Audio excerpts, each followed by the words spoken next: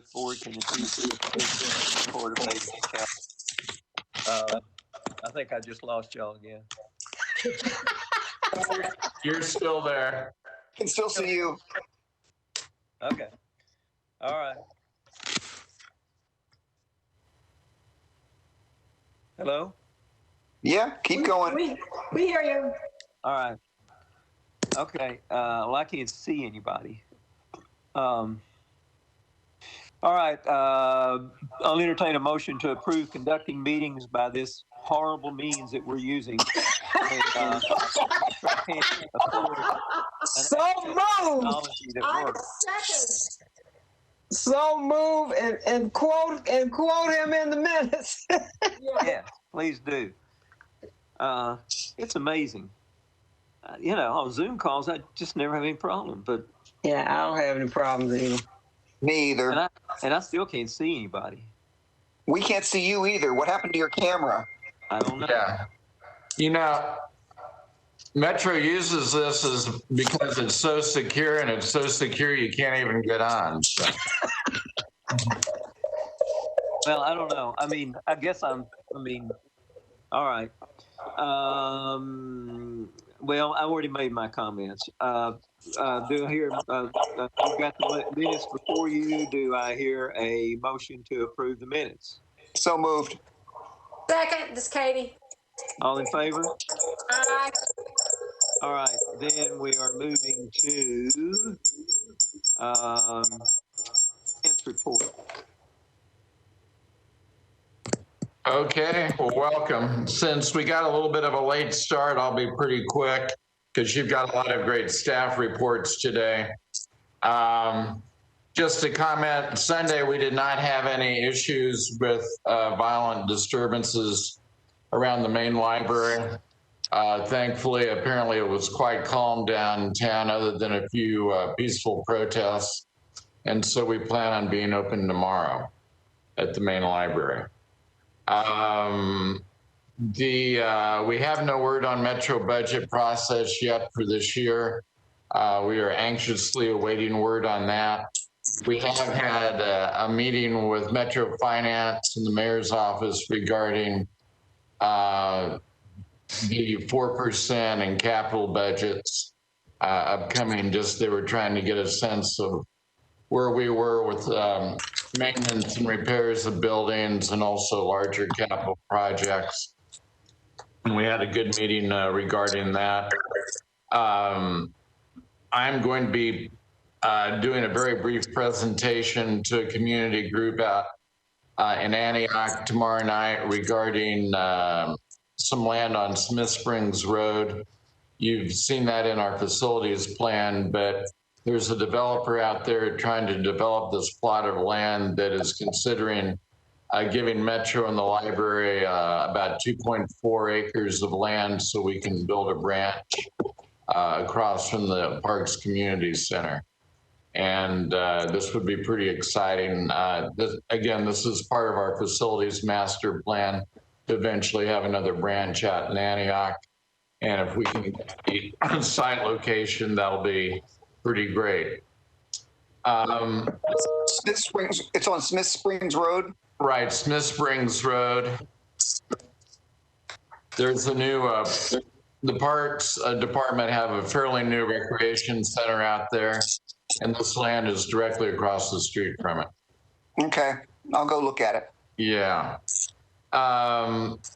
Then Lee's group, the tech collections and tech services folks have made great progress with the credit cards and being able to get us into position to use credit cards for payments by the community for different things. And right now it's set up for payments regarding the conference center and archives and one other that escapes me right now real quickly. And what we're shooting for is to have it on the public side for online payments in the near future. But that's pretty exciting. As I mentioned to our admin group this morning, we've only been trying to do this for 8.5 years since I've been here. And they were doing it for quite a while before I got here. So if we get this done, it shows that persistence is good, I guess. And then the other thing I wanted to briefly mention is if you guys are like I am, you're constantly getting questions about when we're planning on reopening. And obviously, we're kind of in the middle of another really bad period right now with the virus. But, you know, I just thought you might like some messaging on that. And I think the two things that are really driving us, as I've said before, the one that I've said before is that certainly how the virus is doing, and also how the vaccine is getting out in the community are two things. And then the other piece is going to be our staffing, just because we are still 50 staff members down. And if we can get the word from Metro to begin filling those open positions, that will go a long way towards getting us ready to reopen. So just thought you might like some messaging and a few talking points on that. Is that going to happen? Are they going to give us those? Are they going to give us those 50 positions back? We're hearing what we think are positive signs regarding that, but we have no definite word on it. So can we reopen if we don't get those 50 positions back? It will be very challenging. The administrative group is beginning to work on the priorities on rehiring, and we will be meeting in the next few weeks to talk about what our service outline looks like when we do reopen after the pandemic. Not only our ability with staff, but also just what we've learned during the pandemic and any staffing changes we'll need to make as far as internal repositioning.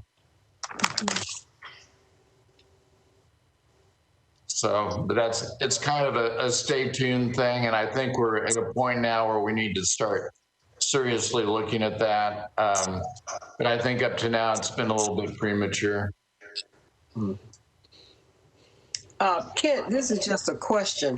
My meeting right before this one was a committee to look at how to get the COVID vaccinations in underserved and minority communities. Mm-hmm. And this is in partnership with the health department. And they've asked Mahara to put a group together to do that. Would the library be interested in participating in any way? Like I've talked to them about for people who don't have transportation, that mobile unit, you know, has been very key, and talked about the role that, you know, the parking lots of the library, you know, people have been doing homework to access the library's Wi-Fi. And maybe that would be a possibility, the parking lots. We talk about using church parking lots. Of course, this is after they get enough vaccine. Right. You know? Right. They asked for so much and only got 5,300 doses. I think they asked for 20,000 doses and got only 5,300 doses. So that would be after that. So assuming that, I mean, Belmont's going to be involved because Belmont students are going to be trained, nursing students and pharmacy students will be trained. Because if we do that, there would be the need for more personnel to do it. So is that something the library would be interested in? And you don't have to tell me details now, but... No, I think we would, Joyce. And one of the things that came out the other day was a memo from the health department. Mm-hmm. Kind of talking generally about this, and I responded that if they were looking for additional community locations, I'd certainly be willing to visit with them about what we might be able to help out with. Okay. All right. Because we dealt with that this morning, and messaging, all of that kind of thing, we can involve the library. Okay. Thank you.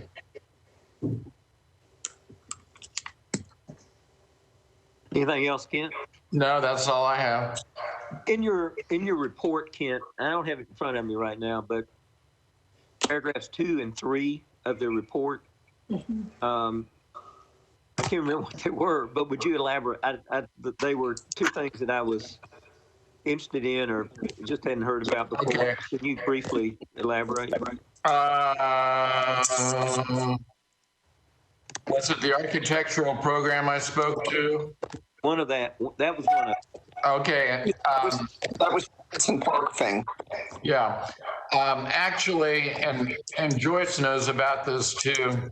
There's been an effort going on for some time to. I interrupt for 1 second and ask, if you're not speaking, can you put on mute? Because it's the more of us that are not on mute, the more. Yeah. There's been a group that Joyce has actually been part of looking at an Edmondson Homestead project to create an art center and acknowledgement of the sculpting work that occurred in that space. And it is right behind, it's where the community gardens are now, behind the Edge Hill branch, and there's a grade school there. And we have Edge Hill on our facilities master plan to be expanded in the not too distant future. And there may be an opportunity there as they look at perhaps renovating that grade school to do our branch library in that facility. They're still quite a ways out from getting their plans together on that, but they're starting to talk about it. I've been in several meetings on the periphery of it. Joyce has been right in the middle of it. I think more as a community member, not as a library board member, but it's starting to feel like it might be more serious. But it would involve multiple metro departments. So the police station is right there. Obviously, the Parks Department and the school that is there is owned by MNPS. So it's a ways off of happening. But we're just kind of in the exploration phase of what could potentially occur there. But it could be one of our coolest projects and most impactful projects in the community, I think. Then the next paragraph, which I'm assuming you're referring to, the entrepreneurial mindset training. Was that it, Keith? There's been a new platform created by a company called EBSCO that's about entrepreneurial training, and it's not getting so much into the nitty-gritty of it as helping people determine whether they have the mindset and the proficiencies to move forward with it. And there are online resources created with this, and there's also a programming component. And when you get a subscription to this service, you also your staff will receive training to assist people in this process. And one of the reasons I'm excited about it is that in this pandemic, what's happening is that a lot of people are, if they're losing their jobs, they're looking at ways to reinvent themselves, and they're considering going into business in different ways. And this would be a product that would help people assess whether they really have the makeup to do that sort of thing, and help them begin that thinking process. We had completed some previous discussions with the Entrepreneur Center,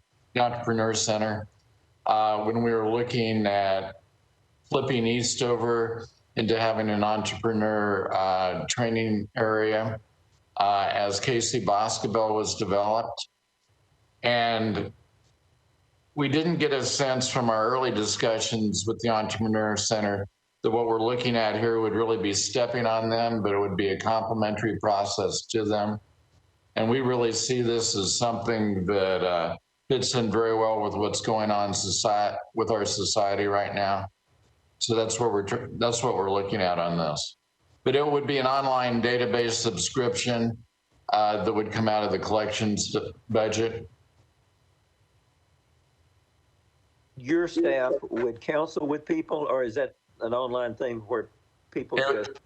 It would be a combination of things. Terry, are you out there? You want to jump on? Sorry, I had to unmute myself.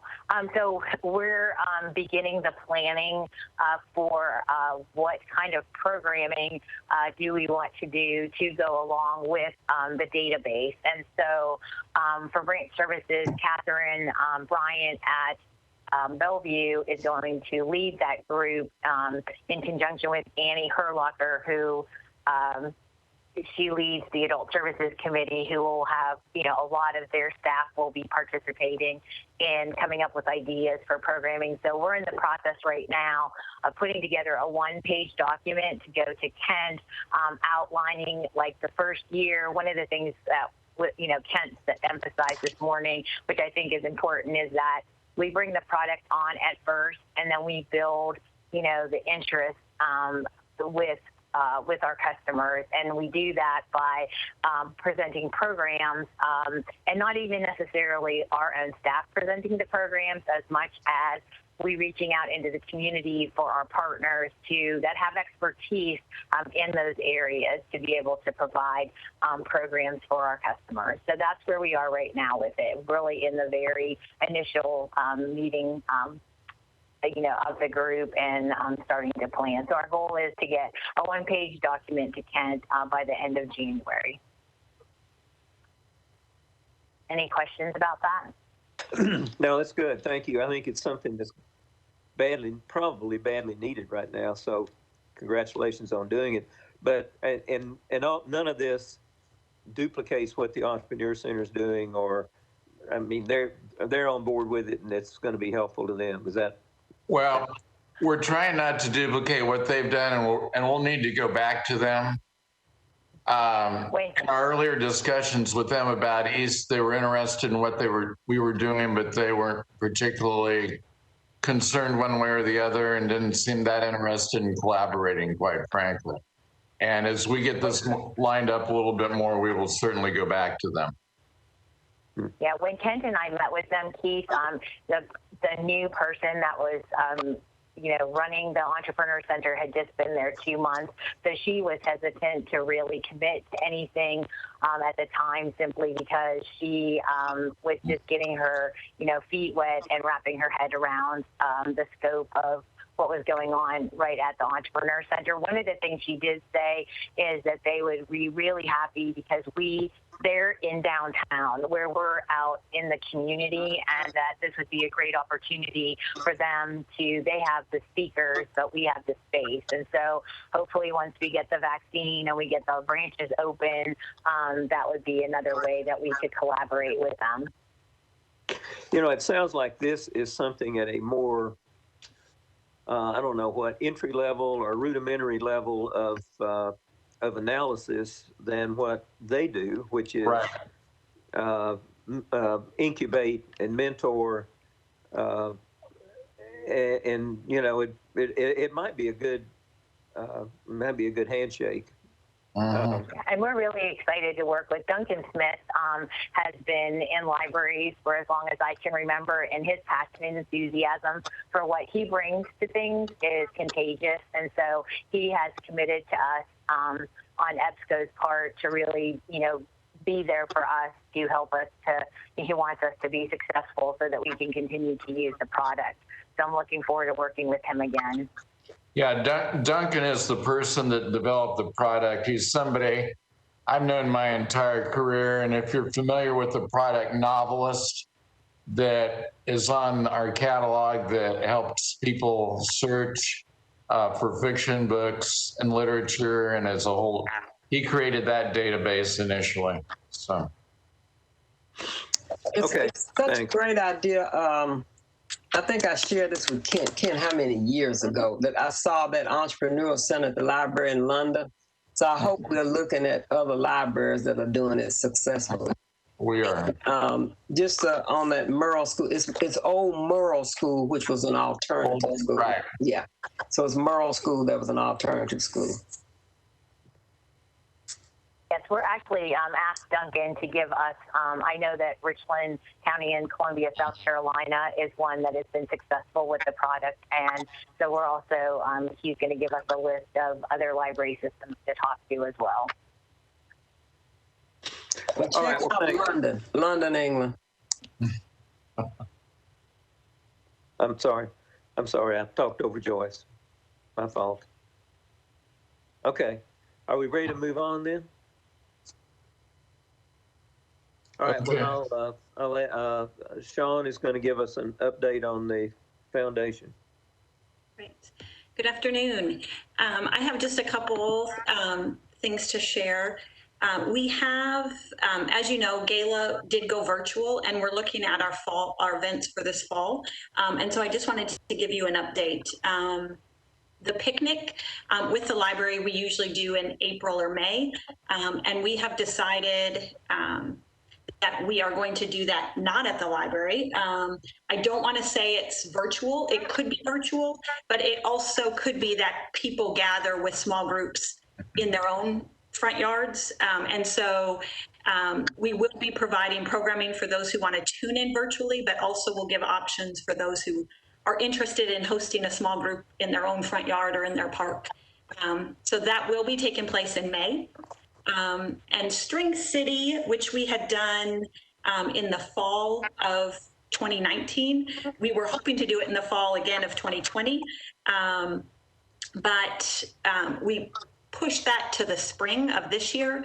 And with the cases and all of that still on the rise, we've decided just to cancel it for this year, but we're going to put it on the agenda or on our schedule for the early fall of 21, so of this year. Then another piece I just wanted to make you all aware of, our Next Chapter Society, which is our emerging leaders. So generally those who are under 40, but we don't discriminate if anybody older than that wants to be in, but it's usually a younger group who are interested in supporting the library. Sometimes they're referred to as kind of a junior board. They have been meeting very actively. They're doing right now virtual literary trivia, and they also do book clubs. So just wanted to put out there, if any of you know some young professionals who are interested, love the library, interested in supporting the library or getting their organizations or their friends to support the library, would love to hear those names so that we can get them involved with our Next Chapter Society.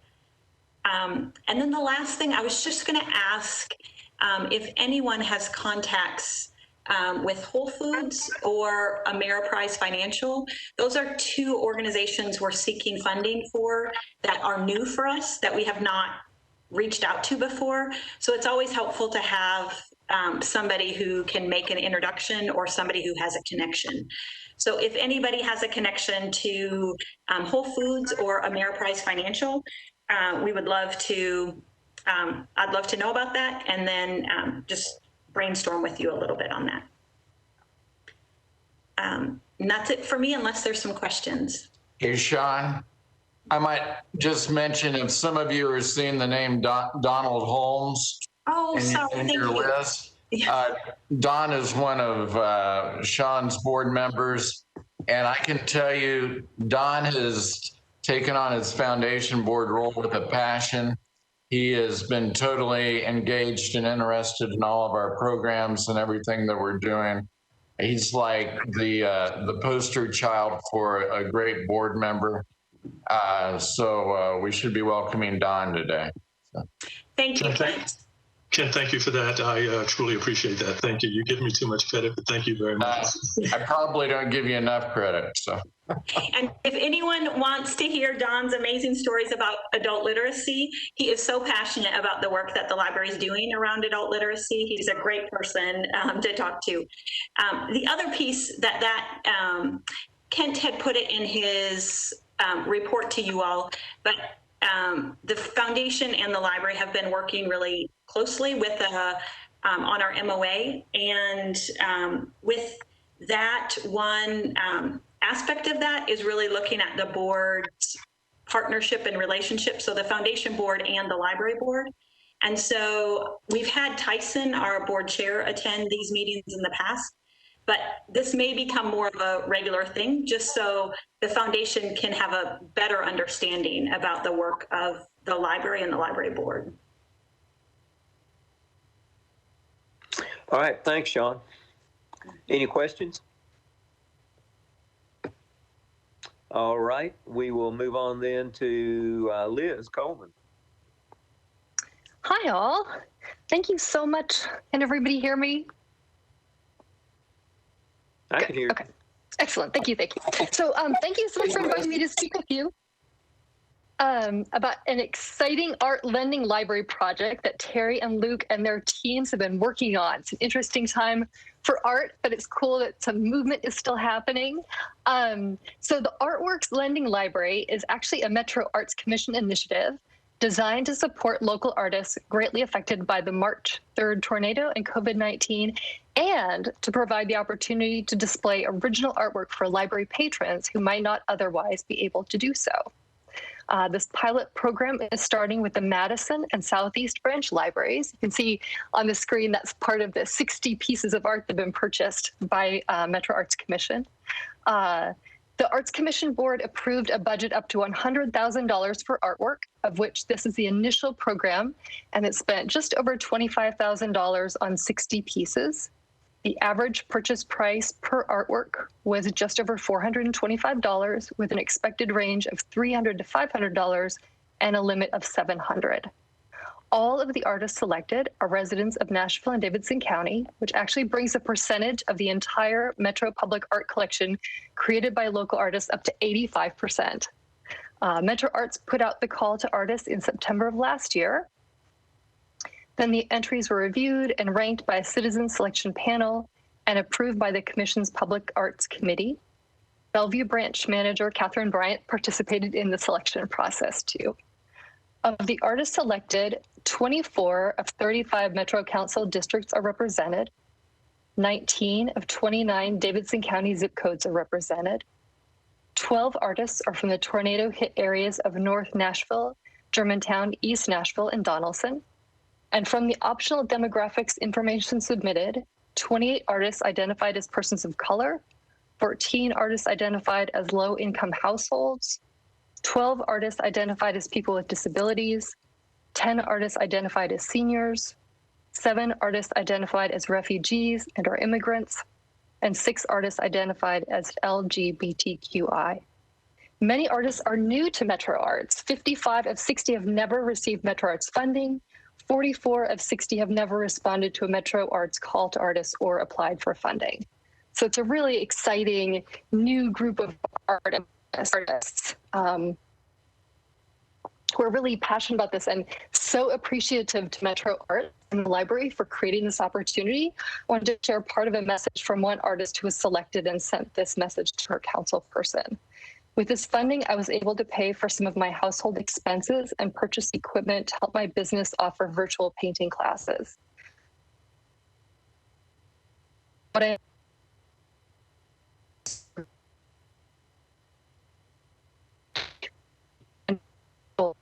connect to the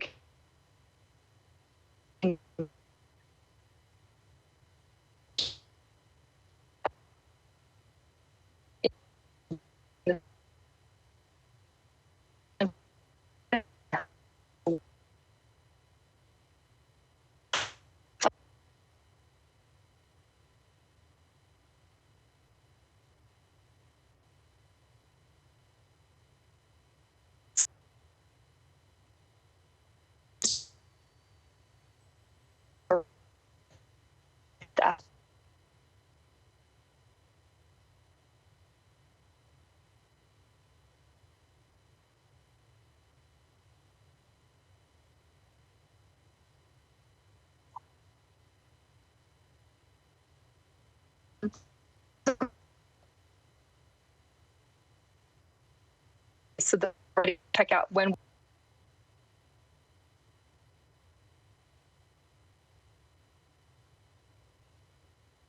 all in vinyl, so it's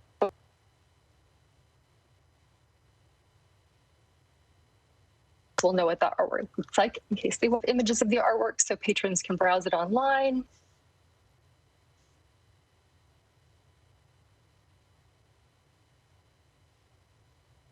Delivery folks aren't having to take art around the system, and artwork would be different. to the home. I think with the library, people have asked periodically if we loan artwork, and I believe we did at the Old Bend West Library, but it wasn't this kind of, I think, very, very cool collection of local art, original artwork, which is really neat. I know the Library Art Committee and I are really grateful to the Arts Commission and the NPL staff who've been working so hard to bring this opportunity to our community. Are there any questions? Do we know how the Metro Arts Commission came up with the master list of artists that invited us? I think it was a general call for art that went out to the whole community. And hey, But Terry and Lee probably have more info than I do. so Liz, that's amazingly cool. How long can someone keep the work of art? I think they're still working on the loan period. Do you have any information on that, Terry or Lee? Yes, actually, we're working right now with Metro Arts to set the guidelines. We said that it would be up to 3 months, and then they could renew, which would give them 6 months.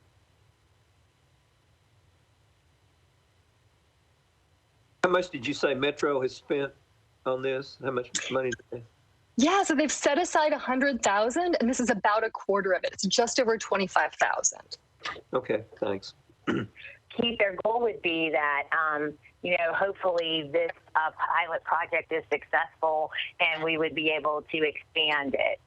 But right now, we thought that we would pick these 2 locations because one is on one side of town, the other side of town, and these are 2 branches that serve, a population that may not be able to afford art in their home.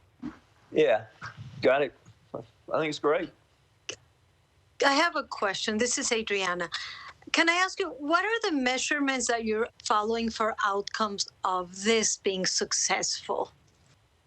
So we're still working on that with Metro Arts. I think that I have to say, working with them has just been so easy, but we haven't really gotten to that part. This all has come about just since October of 2020. So we're still working through. And I always tell Kent I hear a lease in my mind about the outcomes, and so we'll be working on that. Thanks. Yeah, some of this is details yet to be developed. I think kind of 2 things that are interesting for me on this. This is a great collaboration with Metro Arts. In addition to the artists, and Metro Arts came to us because they were excited about it. It's also a little bit of a retro service. And in the day, you may remember, depending on where you lived, your public library may or may not have had a circulating art collection. And at the time, what you did is you bought prints from a vendor when they came pre-framed, and then you checked them out for 2 or 3 months at a time.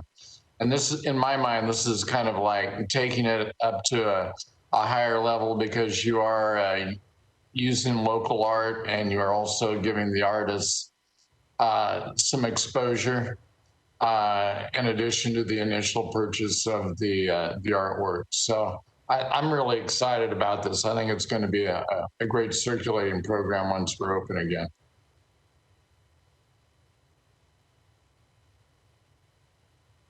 Anything? Sounds so. Congratulations. Thank you. All right, let's move then into the staff reports. Terry will keep you up on stage here and to talk about the curbside work. Okay, and Bernie is going to bring up the PowerPoint. Good afternoon, and thank you so much for giving me the opportunity to update you on our curbside service at NPL. So Curbside is currently available at 13 locations. Bernie, we can go to the next slide. These are the locations. So we have the 7 regional branches, and then 5 communities, and as well as the main library. We can go to the next slide. So these are just some of the circulation statistics that we gather weekly statistics with Lee staff sends us on Monday for the week before, but this is since June of 2020, we have actually checked out 14,800 books per week. We've seen 4,400 customers per week, and the customers have placed 17,800 holds per week. Green Hills is checking out the most books, followed by Bellevue and Edmondson Pike. And if you haven't been to Green Hills, they literally have 14 parking spaces dedicated just to curbside, and they have 4 staff members that answer the phones. And so what we're doing right now is we're piloting a product called Curbside Communicator, which will customers will be able to text instead of call to say that they're in the parking lot waiting for their pickup. So one of the reasons we're looking into this is Kent said in the future, when we reopen the facilities, being able to offer curbside, as a service and continue to do that while we're open. And how can we be the most efficient at doing that? Okay, Bernie, we can go to the next one. So these are just, I think when people think of curbside, they think about, well, somebody's coming to pick up their book. But curbside, our staff are amazing, and they have just come up with so many more things. We have story time craft kits. People are able to check out bundles of books. I'm going to talk next about mobile printing. People have gotten voter registration forms, and now January we're adding tax forms. They can apply for their library card. Unbound has been available, and also seeds from the seed exchange. So we can go to the next slide. So one of the things that staff advocated, and I took to Kent, was they really wanted to do mobile printing because they felt like if our customers didn't have access to a computer, but they just needed something printed. Well, they put together a proposal, and this program has been overwhelmingly successful to the point where we're printing 4,000 pages per month, and we're seeing an average of 365 users per month. And we are doing this up to 20 pages a day at no cost to our customers. Madison branch is used the most, followed by Southeast and the main library. And Jenna, anytime you want to jump in, the main library is doing this as well. So we can go to the next slide. The other thing that's been successful is our customers have said to us, we really enjoy coming into the library and browsing the displays. And that is, some people already have in mind a certain author, a certain book that they're looking for, but a lot of people come in to browse. And so because they're not able to do that right now, we're letting them know that they can call and we'll put together book bundles for them. So Pat from the main library has been gathering the statistics. So from May through November, we've put together 233 children's book bundles, 53 young adult book bundles, and 153 adult book bundles. And we've just had such nice positive comments from our customers thanking us.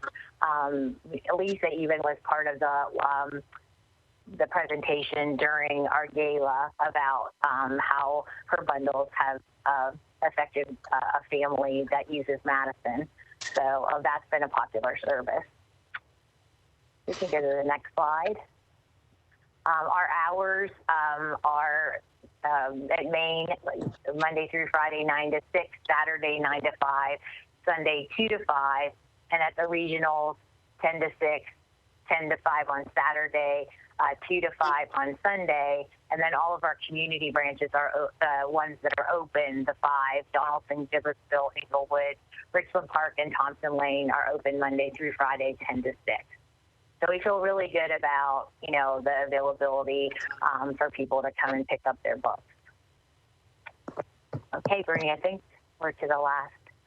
One of the recent customer reviews that we received was a Madison customer posted that I appreciate still being able to borrow books thank you to all the great people making that happen. And we continue to see that comment, as people are picking up their books at curbside. They're just grateful that they're still able to access the collection. So I think that's the last slide, Bernie.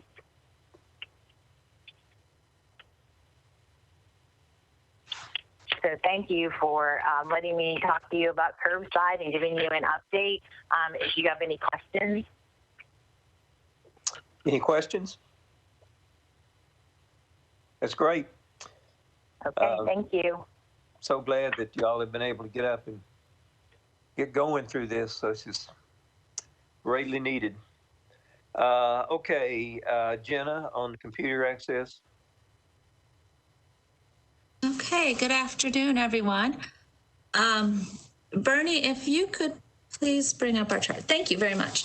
Okay, so Ken has asked me to give you a little update about our phase 1.5, which was opening our buildings to computer reservations. And so we've been doing this a couple months now. We started in October, and after starting a couple weeks later, we realized we should add same-day reservations. So we added that, and now you can see what our numbers are like for this. This shows November. The top chart shows the 5 branches where we have been offering computer sessions. And the top chart shows November, and the second one shows December, what our numbers are. So we're averaging, it looks like about 4 or 5 sessions a day. The numbers have gone up in December. And most of the people that are coming in because they have real needs to work on resumes, to work on job searches or housing applications. Many of the users we would have had formerly before COVID were coming in to use the computers to play games, to email and connect with other people, and also just to see people in person and connect with people in person in the buildings. One of the, as Terry talked about, the curbside printing has been extremely popular. And so many of our former users are also getting their needs met by using that curbside printing service rather than coming into our buildings and using the computers. So we feel like it's going pretty well. The only issues that we've had to address were a few security incidents we've had of people not wearing masks properly. Only a couple times of people refusing to wear their mask, and we had to ask them to leave until they could come back wearing a mask. And we do offer masks if they do not have them when they come to the library. Also, the other issue we've had to face are the number of no-shows. Every day at Maine, I think we have about 4 to 5 no-shows. So people make their reservations, sometimes even that morning, saying they'll come in later that day, and then they don't show up for their appointment. And I know Madison and maybe a couple of other locations are experiencing that as well. And it may just be the nature, the people that we help, and just not, not having some instability in their lives and not being able to come in for their appointments. But otherwise, we've been very proud of what we've been doing and making this service available for the people that really need to have access to a computer. So really, that's about all I had. Does anybody have questions?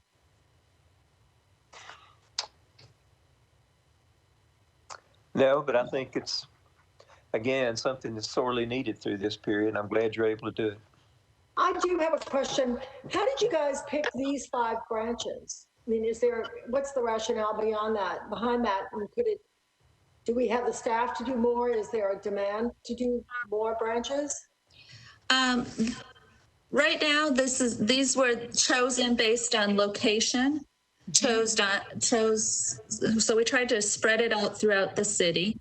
They're also chosen for the size of the branch, in that there was enough room to socially distance and provide computer services, and for the staff, the number of staff we had available.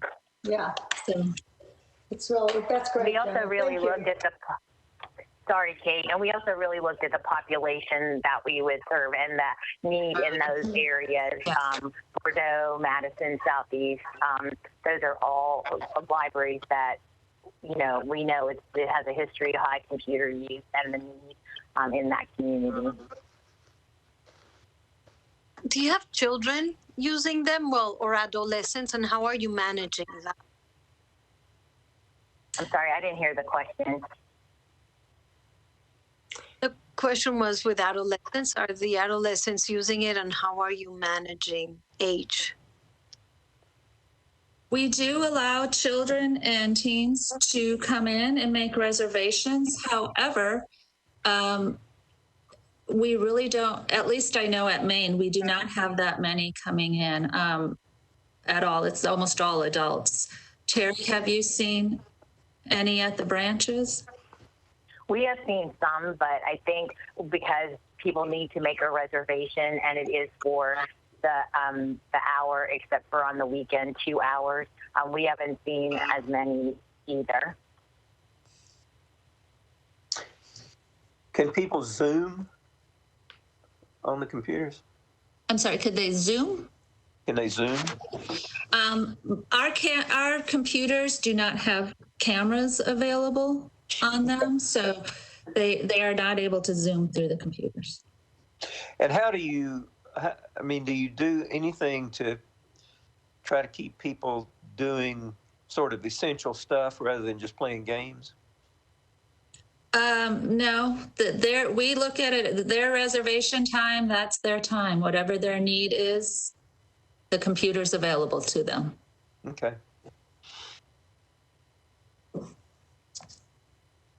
All right, any other questions? Okay, thanks, Jenna. Thanks, Terry. All right, then, NASA, Anna. Good afternoon. I'm trying to share my screen real quick. Okay. So, can you all see the screen? Yes. So I'm Anna Harachinian, and I oversee NASA at the library, and here today to share with you an outcome of a 2-year project that has a citywide impact and is related to library's role in promoting education and learning. Thank you, Kent, and everyone for making time today for NASA. As you know, for past 10 years, NASA has funded after-school programs and recently also started funding summer programs for middle school youth. And we have been providing capacity building for youth development providers for every age group, not only for middle school. So funding is for middle school, but capacity building is for everyone and is focused on youth development. So upon establishment, we committed as a system that we will support school level indicators for youth, which is attendance, behavior, and academic achievement through our investments in after school programs. And since inception, we also centered our work a lot around what's called Nashville's 5 principles of positive youth development, which has required a lot of commitment to continuously improve the quality of the program so that young people feel safe and they build relationships, they participate meaningfully and learn some life skills, right? So our providers had to focus a lot on those indicators at program level, but then in 2017, Vanderbilt University conducted an evaluation of NASA, and they recommended that we consider focusing on individual outcomes for youth in addition to program quality outcomes, because we needed to understand what every young person gets out of those after-school programs that they attend. So in 2018, we received 2 multi-year grants from Institute of Museum and Library Services through the Community Catalyst Initiative and U.S. Department of Justice through the state of Tennessee. And we committed to develop a shared framework for youth outcomes for informal settings that could equip and empower Nashville to maximize the impact of learning experiences offered anywhere outside of the school, right? In the after-school programs, in libraries, in museums, wherever it was. Then we hoped that with the creation of a shared framework, we would eventually promote more of a youth level impact in informal education settings and try to collectively track what it means for our young people. IMLS was specifically interested to fund this initiative because NASA is part of the library, right? And they saw a great value and innovation in the library's engagement as a community catalyzer of youth development in the city. 2 years ago, some of you might have come across this report. It's called Nation at Hope from Aspen Institute. It's a massive research report about how learning happens. And, you know, it's based on evidence, years of evidence and research collected nationwide involving youth and their parents. And the report basically says that the learning is happening all the time and everywhere, and that learning is an integrated process that is cognitive, social, and emotional. So it kind of pushes everyone into a new era of understanding that learning is a holistic process and that academic learning without those cognitive, social, and emotional pieces will not lead to any rigor, will not lead to any success. So it's calling for an action to reframe learning and consider how your daily practice and your policies should be reconfigured to support more of that holistic learning system and an ecosystem for every child. So that was like the major piece of the research that also continuously informed our work. So after the funding was received, NASA partnered again with Vanderbilt, with Peabody College research team, and they convened a working group that consisted of 25 agencies in the city, including metro agencies. We also had 2 staff members from the library as part of that group. And the group came up with protocols, and then Peabody conducted 20 focus group with over 140 stakeholders in the city, 60% of whom were young people and their parents or caregivers. So these groups identified, we wanted to see like what are those essential skills that young people need to be successful, to be thriving in their school, but also in their career and life. So we asked everyone, and those 30 skills were predominantly cited, but it's a lot to focus on. So we continued discussing with more like young people, specifically with Mayor's Youth Council, NASA's Youth in Action, and other groups to understand, like, can we drill down to like possibly 10 skills that we as a field can focus on? And then we came up, like we agreed on 12 most important skills, and I'm gonna show it in a second. So at the start of this initiative, we just sought to support a creation of an outcomes framework, but throughout the process and discussions, it became clear that the community was ready to adopt a whole vision about how young people need to be supported to develop more holistically. So what emerged was a document called Nashville's Vision for Holistic Youth Development. So this is guiding us towards best possible future for our young people and what kind of ecosystem, learning ecosystem we need to create collectively so that we give an opportunity for every young person to succeed in their practice, in their daily life. So speaking of growth practices, so this document identifies individual growth practices and community growth practices. So 4 areas that as a community we need to make sure we focus on to give kids a space to learn more positively. It's interconnection, which is intergenerational connection.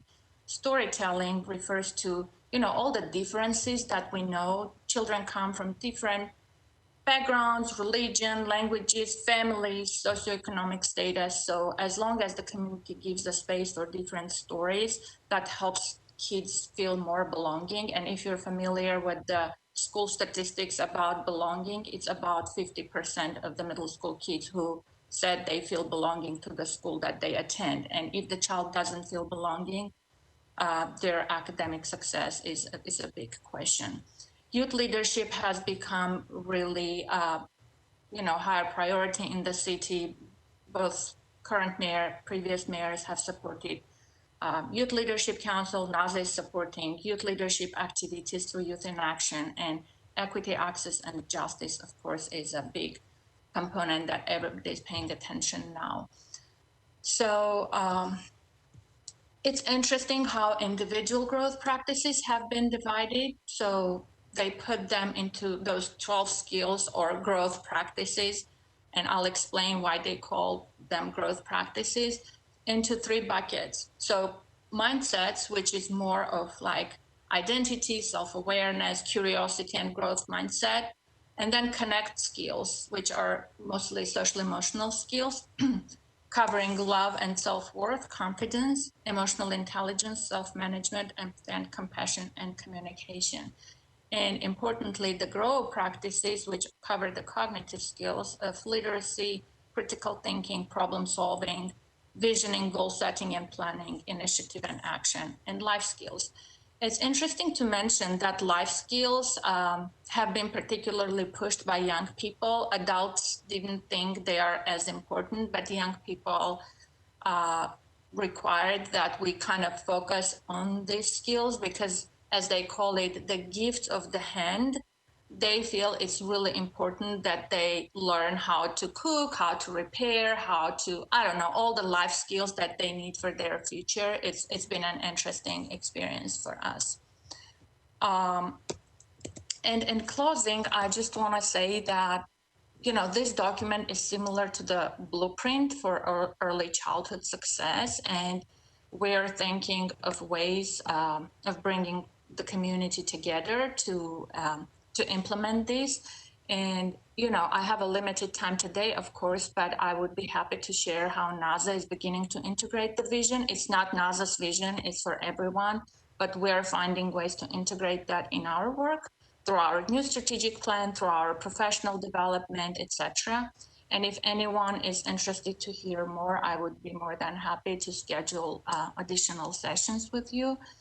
And if you can think of ways that library could continue promoting the integration of this vision into youth services internally and externally, that would be great, because given our home in the library, we have really great opportunity to align language and learning and just try to maximize the impact on youth for the time that they spend outside of the school. So we have already had some commitments from Alignment Nashville to incorporate the vision into their A teams. We have presented to Alignment Board, Operating Board, as well as we're working very closely with MMPS and Mayor's Office. Mayor's Office is interested into embedding the vision into the city's next Child and Youth Master Plan, which is under active discussion with the involvement of the Mayor's advisor on education.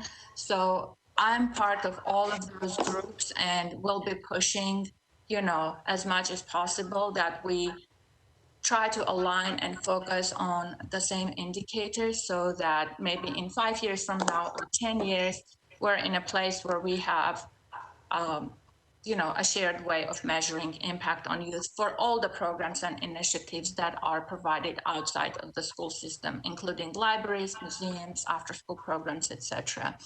So that's the plan. And thank you again for the time. If you have questions, please feel free. Anna, can you give us a sense of how many students are involved with NASA currently? Yes, usually, like in every regular year, we would close the year with about between 1,800 to 2,000 children and youth. This year, the enrollment is low for several reasons, because there is already a lot of screen time that kids spend with, and parents do not want additional 2-3 hours with after school. So if I compare with previous years, we're probably about at 60% of capacity. Right now, we have around 700 kids that have been attending back and forth. We're expecting additional 300 to 400 over summer. But this year, again, it's going to be irregular in terms of number. Other years were between 1,800 to 2,000. It's terrific. Thank you. Thank you. Anyone else? All right. Well, Anna, thank you. Thank you very much. Continues to be a great program, and thank you for doing a great job. I appreciate it. Thank you. All right. Anything else before we adjourn? I don't have anything. All right. Who's gotten their shots so far? I guess. I'm not old enough yet. You're not old enough yet. I did get it. It went good. It was okay. I got mine, the second shot yesterday. And no, the one that we are worried is the second one to have any side effects like fever or feeling. So far, we're doing okay. Good. Yeah. Good. Good. I'm scheduled for Saturday morning at my hearing. I hope they have some vaccine around. I would just put some Motrin because you do feel some ache on that area. That's all. Okay. All right. We stay adjourned. Thank you for your day. Thank you all. Thanks, everyone. Bye.